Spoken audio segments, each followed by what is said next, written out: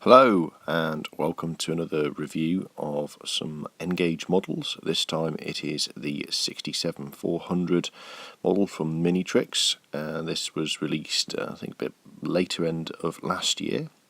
And this is the box, which it's a new box. They've put a cardboard sleeve on the outside of the original plastic box. As you can see, there's the plastic insert, the original standard insert that you normally get with a 67300 previously.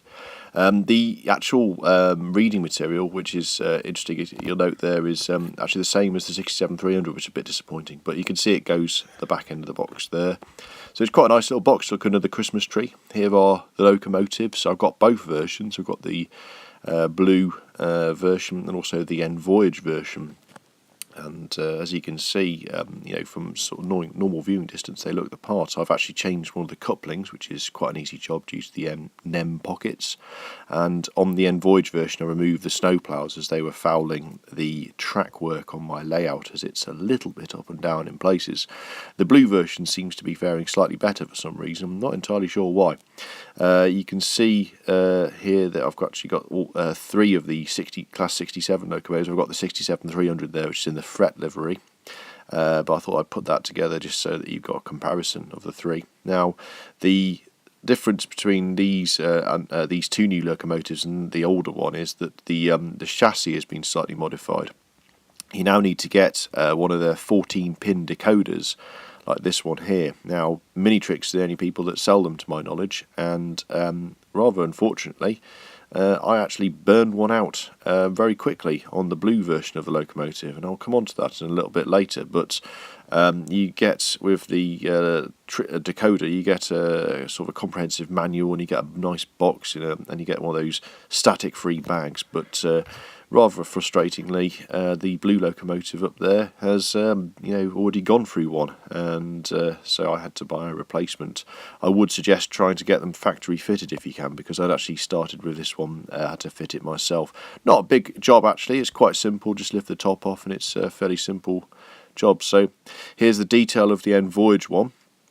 As you can see, it's quite crisply printed, but what I would say is if you look closely at it, it's probably a little bit pixelated, which is a bit of a shame, but then it is a very complex livery to actually reproduce on a locomotive, so at normal viewing distance it's fine.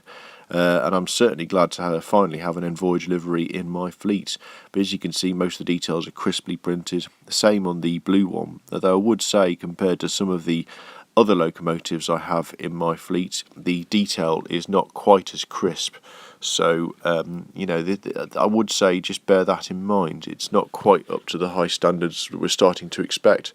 And just for comparison's sake, here's the original 67300 livery version that it was produced in the fret livery, which I think is still quite a nice, good example of the class. Obvious slight differences in the appearance there. And the front ends. I think the blue one certainly looks the part, and looks very, very good. Just one thing to bear in mind is the actual chassis themselves. While it's actually slightly stronger than the fret version here, it does have a tendency to be a bit loose as per the original 67300. So bear that in mind. If you're lifting it up, you don't want to damage your chassis by having them drop out of the body. So on the layout, we've got some issues with the blue one. The chassis, listen to it, is actually quite loud, and it's creating a sort of it's not pulling power. It's not quite as good as the N-Voyage one or the fret version.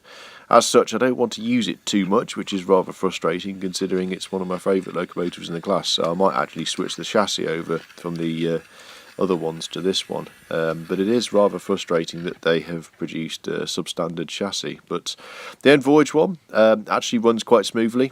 It's not too bad, and I've had no real issues running it. I've changed the coupling on one end just so that it's a bit more secure. I find that the Pico, or Pico, however you say it, coaching stock that I like to run with the Minitrix locomotives is a little bit temperamental if you've got up and down gradients on your layout. So I changed the coupling. So here we are, it's hauling some intercity stock, and it's quite smooth. It's got some good pulling power. I think it could pull a prototypical length train. As you can see, it looks quite at home, sort of hauling a couple of carriages around the layout. Here's some old footage I did of the blue locomotive hauling the stock around the layout. I took this one a while back. It's just 5 carriages. I felt that its pulling power was weakened, and I'm not entirely sure why, which was a bit of a frustration. So, in essence, I quite like the locomotive. It's a great locomotive to have, but there are problems and flaws with it. Is it worth the money? I'd say if you can get a bargain on eBay, then fantastic, but if not, then it's probably not, sadly. If a sound version ever came up, I'd certainly have one. So, thanks for watching, and I'll see you soon on the next instalment of the videos. I'm going to do is probably a video of the layout itself, so you get a better idea as to what I've done on my layout. Thank you.